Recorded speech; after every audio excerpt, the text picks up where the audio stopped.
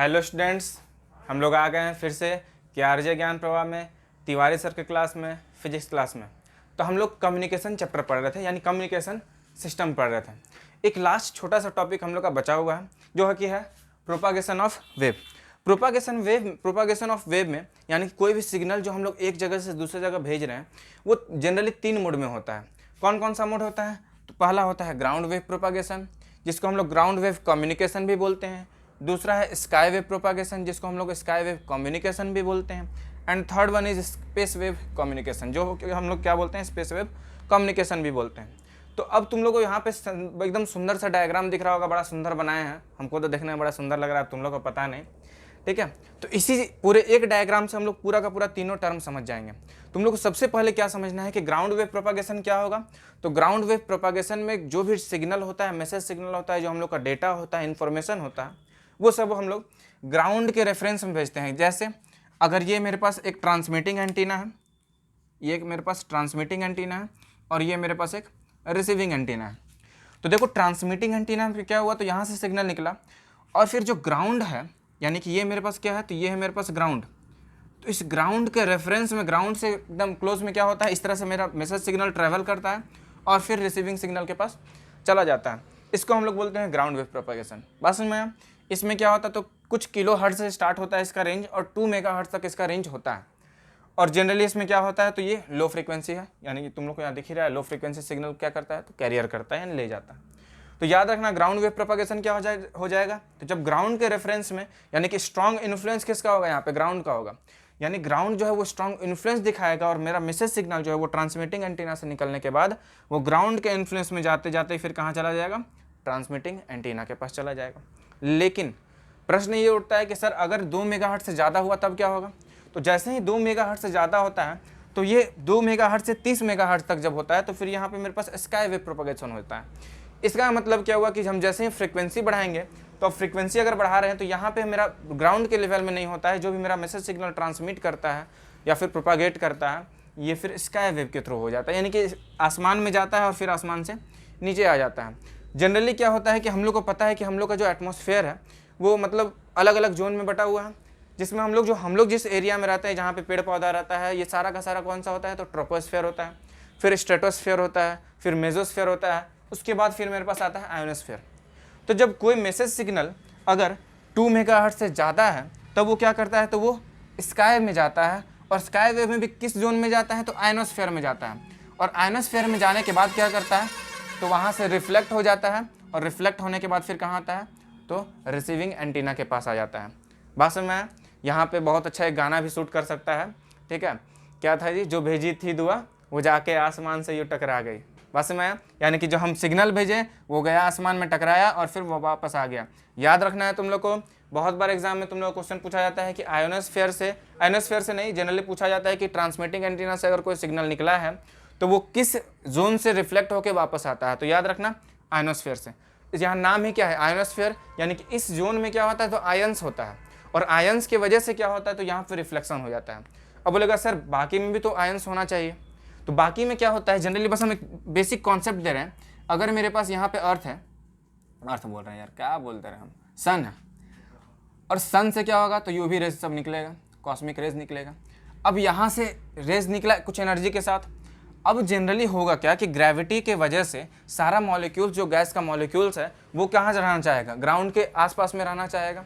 तो ग्राउंड के आसपास में रहना चाहेगा, मतलब क्या होगा कि अगर हम सबसे ऊपर एक्सोस्फीयर का बात करें तो वहाँ पे अगर 10 मॉलिक्यूल्स है, तो नीचे आते आते क्या होगा, यहाँ 100 मॉलिक्यूल्स होगा, और लास्ट में यहाँ पे हो सकता है 1000 मॉलिक्यूल्स होगा, ठीक है। तो 10 मॉलिक्यूल्स यहाँ पे है, यहाँ पे बहुत कम मॉलिक्यूल्स होगा। इसके बाद क्या होगा कि 10 मॉलिक्यूल्स जो है इस एनर्जी के साथ आएगा, तो यहाँ पे आयोनोस्फेयर में, मतलब यहाँ पे आयन का हो ही नहीं पाएगा। क्यों नहीं हो पाएगा? क्योंकि ये जो कॉस्मिक रेज होता है इसका बहुत ज़्यादा एनर्जी होता है, जिस एनर्जी की वजह से ये मॉलिक्यूल्स वैनिश कर जाता है। जबकि हम यहाँ पर आते आते, इस जोन में आते आते, यानी कि आयोनोस्फेयर में आते आते क्या होता है कि इसका एनर्जी एक लेवल पे हो जाता है, यानी इसका एनर्जी अब आ रहा है धीरे धीरे, तो उसका एनर्जी लॉस हो रहा है। इस लेयर पे आया, यानी इस आयोनोस्फेयर में आने के बाद क्या होता है कि इसका जो एनर्जी होता है वो एक लेवल पे हो जाता है, मतलब कम भी बहुत नहीं होता है और बहुत ज़्यादा भी नहीं होता है। जिसकी वजह से यहाँ पे अगर 100 मॉलिक्यूल्स है तो यह इसको क्या करता है, ब्रेक कर देता है और मॉलिक्यूल्स को आयन का फॉर्म में ले जाता है, और जिसकी वजह से ये हम लोग का सिग्नल जो है वो रिफ्लेक्ट हो जाता है। लेकिन अगर बोलेंगे सर तो यहाँ पे भी तो हम लोग का होना चाहिए था आयंस, लेकिन यहाँ पे क्यों नहीं होता है, क्योंकि यहाँ से कॉस्मिक रेज निकलता है और ट्रैवल करता है, तो उसका जो एनर्जी रहता है यहाँ इस ट्रोपोस्फेयर तक आने तक क्या होता है, उसका एनर्जी बहुत लो हो जाता है, और एनर्जी लो है और मॉलिक्यूल ज़्यादा है, तो यहाँ पे तो आयन का फॉर्म होगा नहीं। इसलिए आयनोस्फेयर बीच में एक ऐसा लेयर होता है जहाँ पे आयनोस्फेयर का फॉर्मेशन होता है। याद तुम लोग को क्या रखना है, तो उसमें ये याद नहीं रखना है कि कहाँ पे क्या होता है, तुम लोग को याद बस इतना रखना है कि आयनोस्फेयर में ही क्या होता है, तो रिफ्लेक्शन होता है। ठीक है, उसके बाद आते हैं हम, अगर हम स्पेस वेव प्रोपागेशन का बात करें तो स्पेस वेव प्रोपागेशन में क्या होता है, तो याद रखना कि अगर 30 मेगाहर्ट्ज से ज़्यादा हो जाता है फ्रीक्वेंसी, तो फिर ये क्या होगा, तो ये यहाँ पे रिफ्लेक्ट नहीं कर पाएगा, मतलब हम फ्रीक्वेंसी बढ़ा रहे हैं। अब तुम सोच लो कि यहाँ से अगर हम फ्रीक्वेंसी बढ़ा दिए तो आयंस का भी तो एक टेंडेंसी होगा ना कि हम इसको रिफ्लेक्ट कर पाएंगे। अब इसका कैपेसिटी से बाहर हो गया तो क्या होगा, फिर ये सीधे स्पेस में चला जाएगा, और स्पेस में अलग अलग तरह का सैटेलाइट्स होता है, और फिर सैटेलाइट्स उसको क्या करता है, तो रिसीव करने के लिए, मतलब रिसीविंग सिग्नल के पास, रिसीविंग एंटीना के पास उसको भेज देता है। बात समझ में आया, क्या याद रखना है, ग्राउंड वेव प्रोपागेशन जिसमें ग्राउंड का स्ट्रॉन्ग इन्फ्लुएंस होगा, स्काई वेव प्रोपागेशन स्काई का स्ट्रॉन्ग इन्फ्लुएंस होगा, एंड स्पेस वेव प्रोपागेशन जिसमें स्पेस का स्ट्रॉन्ग इन्फ्लुएंस होगा। ये रेंज याद रखना, ये तीनों का तीनों रेंज याद रखना है। उसके बाद दो टर्म्स आता है मेरा इसी में, एक आता है क्रिटिकल फ्रीक्वेंसी, दूसरा आता है मेरे पास स्किप डिस्टेंस। क्रिटिकल फ्रीक्वेंसी क्या होता है, तो वो फ्रीक्वेंसी जिसके वजह से वो मिनिमम फ्रीक्वेंसी, सॉरी वो मिनिमम नहीं बोलेंगे, वो मैक्सिमम फ्रीक्वेंसी जिसके वजह से क्या होता है, तो ये सिग्नल जो है वो रिफ्लेक्ट कर जाता है आयनोस्फेयर से, वो मैक्सिमम फ्रीक्वेंसी। मैक्सिमम फ्रीक्वेंसी मतलब हम कितना बोल रहे हैं, तो हम एक तरह से बोल सकते हैं कि 30 मेगाहर्ट्ज जो है वो क्या हो जाएगा, क्रिटिकल फ्रीक्वेंसी हो जाएगा किसी कंडीशन के। हम पहले बोल देते हैं कि ये पूरी तरह से नहीं है कि 2 मेगाहर्ट्ज पे रिफ्लेक्ट करेगा, ये 30 मेगाहर्ट्ज पे रिफ्लेक्ट कर जाएगा, ये फिर 30 मेगाहर्ट्ज से कम में रहा तो नहीं होगा। ऐसा मैक्सिमम बहुत बार देखा भी गया है कि अगर मान लो 1.5 मेगाहर्ट्ज है तो वो भी चला जाता है फिर स्काई वेव प्रोपागेशन में, जबकि उसको होना कहाँ चाहिए था, ग्राउंड वेव प्रोपागेशन में। तो केवल फ्रीक्वेंसी मैटर नहीं करता है, मैटर करता है कि हम लोग का एटमॉस्फेरिक कंडीशंस कैसा है। ठीक है, तो कभी कभी होता, अब तुम लोगों को अगर पढ़ता होगा तो यहाँ पे टेम्परेचर वैरी करता है। अब टेम्परेचर वैरी करने के अनुसार अगर टेम्परेचर कम हुआ तो कंडीशन कुछ और हो जाएगा, टेम्परेचर ज़्यादा हुआ तो कंडीशन कुछ और हो जाएगा। तो ये जनरली ये अप्रॉक्स लिया जाता है कि 2 मेगाहर्ट्ज है, 30 मेगाहर्ट्ज है, और ये 30 मेगाहर्ट्ज से ज़्यादा वाले को करता है। इसलिए इसको पूरी तरह से मत करना, बहुत सारा बुक्स में थोड़ा थोड़ा इसका क्या किया, वैल्यू हो सकता है स्लाइटली चेंज किया हुआ है, तो उसके पीछे नहीं परेशान होना। ठीक है, याद रखना है क्रिटिकल फ्रीक्वेंसी क्या होता है, तो वो मैक्सिमम फ्रीक्वेंसी जिसकी वजह से आयनोस्फेयर से कोई मेरे पास जो ट्रांसमिटिंग सिग्नल है वो रिफ्लेक्ट करके रिसीविंग एंटीना के पास चला जाएगा। Next term skip distance. Skip distance क्या होता है, तो जब कोई सिग्नल गया, आसमान से टकराया, आयनोस्फेयर से रिफ्लेक्ट हुआ, और रिफ्लेक्ट होने के बाद रिसीविंग सिग्नल के पास गया, तो ये जो मैक्सिमम डिस्टेंस होता है, सॉरी मैक्सिमम नहीं बोलेंगे, मिनिमम डिस्टेंस होता है, इसी को हम क्या बोलते हैं, स्किप डिस्टेंस। स्किप डिस्टेंस क्या बोल रहे हैं हम, तो transmitting antenna and receiving antenna के बीच का मिनिमम डिस्टेंस बोल रहे हैं। ये वाले डिस्टेंस को हम लोग मेजर नहीं करेंगे। मिनिमम डिस्टेंस क्या हो जाएगा, तो इसके बीच में ये वाला जो डिस्टेंस होगा, इसको यहाँ से हम लोग नहीं दिखाएंगे, यहाँ से शो करते हैं, ये क्या हो जाएगा मेरे पास, तो ये हो जाएगा मेरे पास स्किप डिस्टेंस। क्लियर है। अब इसके बाद 2-3 टर्म है सैटेलाइट्स का, क्योंकि हम यहाँ पे सैटेलाइट्स का बात किए हैं।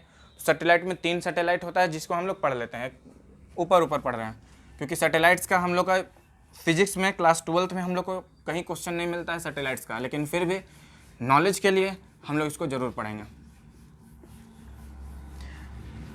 देखो अगला टॉपिक क्या हम बोल रहे हैं, सैटेलाइट।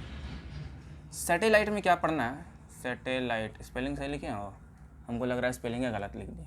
देखो याद रखना, पहला जो होता है वो होता है पोलर, दूसरा होता है इक्वेटोरियल,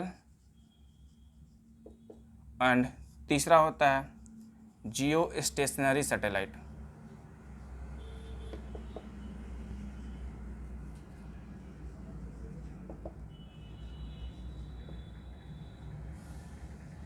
हाँ अब याद आ रहा है, देखो डबल टी होता है, ठीक है, यहाँ पे डबल टी लगा देना।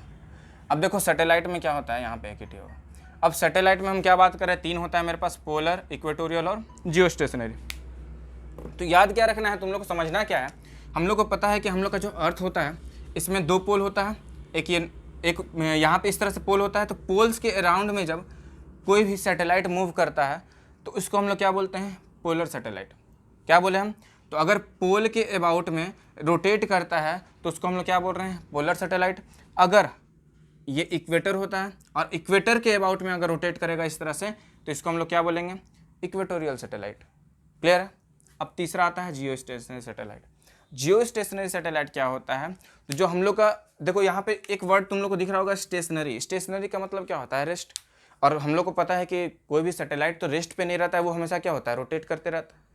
रोटेट नहीं करता, रिवॉल्यूशन होता है उसका। अब देखो हम क्या बोल रहे हैं कि जियो स्टेशनरी सैटेलाइट क्या होता है, तो जब अर्थ के साथ जो सैटेलाइट घूमता है, मतलब अगर हम एक सैटेलाइट फिक्स कर दिए, मान लो यहाँ पे अपना हमारा इंडिया है और इंडिया के यहाँ पे एक सैटेलाइट लगा हुआ है, तो जैसे जैसे ये रोटेट करेगा तो वैसे वैसे सैटेलाइट भी क्या होगा, रोटेट करेगा।